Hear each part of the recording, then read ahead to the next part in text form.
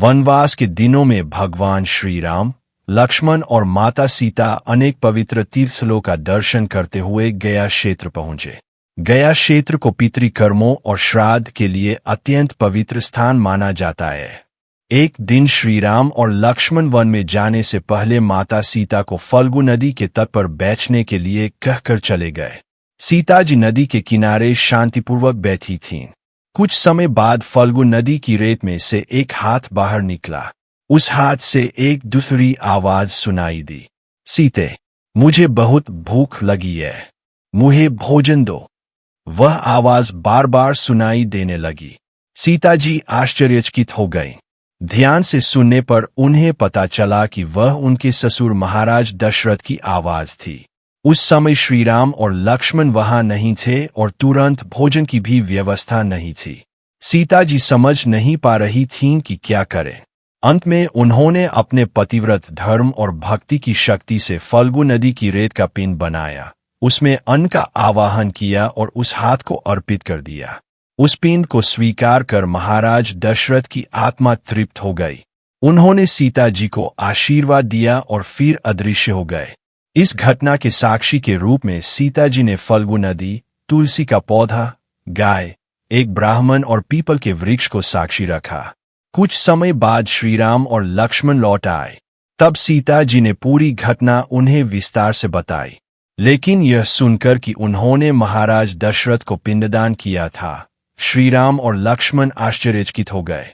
पहले तो उन्हें सीता जी की बात पर विश्वास नहीं हुआ। तब सीता जी ने कहा, मेरी बात सत्य है। फल्गु नदी, तुलसी, गाय, ब्राह्मण और पीपल का वृक्ष इस घटना के साक्षी है। श्री राम ने उन साक्षियों से पूछा, लेकिन आश्चर्य की बात यह थी कि फल्गु नदी, तुलसी का पौधा, गाय और ब्राह्मण ने सत्य नहीं कहा। वे मौन रहे या सीता जी की बात का खंडन कर दिया। उस समय केवल पीपल के वृक्ष ने सत्य कहा। हाँ, माता सीता ने महाराज दशरथ को रेत का पिंड अर्पित किया था। मैंने यह अपनी आंखों से देखा है। पीपल के वृक्ष की गवाही सुनकर श्री राम और लक्ष्मण ने सीता जी के पतिव्रत, कर्तव्यनिष्ठा और भक्ति की प्रशंसा की। लेकिन सत्य का साथ न देने के कारण सीता जी फल्गु नदी, तुलसी, गाय और ब्राह्मण से दुखी हुई। उन्होंने फल्गु नदी को श्राप दिया, तुम्हारे पात्र में चाहे कितना भी जल बहे, वह सतह पर दिखाई न दे। तुम्हारा जल रेत के नीचे छिपा रहे। ब्राह्मण से कहा, तुमने सत्य को छिपाया है, इसलिए गया क्षेत्र में तुम्हें यात्रियों पर निर्भर होकर जीवन बिताना होगा। गाय से कहा, तुमने लोभ दिखाया है, इसलिए गया में तुम यात्रियों द्वारा अर्पित पिंड खाकर जीवित रहोगी। चाहे कितना भी खाओ, तुम्हें कभी पूर्ण संतोष नहीं मिलेगा। तुलसी से कहा, तुमने भी सत्य नहीं कहा, इसलिए तुम हर जगह उगोगी। फिर सीता जी ने प्रेमपूर्वक पीपल के वृक्ष की ओर देखा और आशीर्वाद दिया। केवल तुमने सत्य कहा है, इसलिए तुम सदा हरे भरे, पूजनीय और देवताओं के प्रिय रहोगे।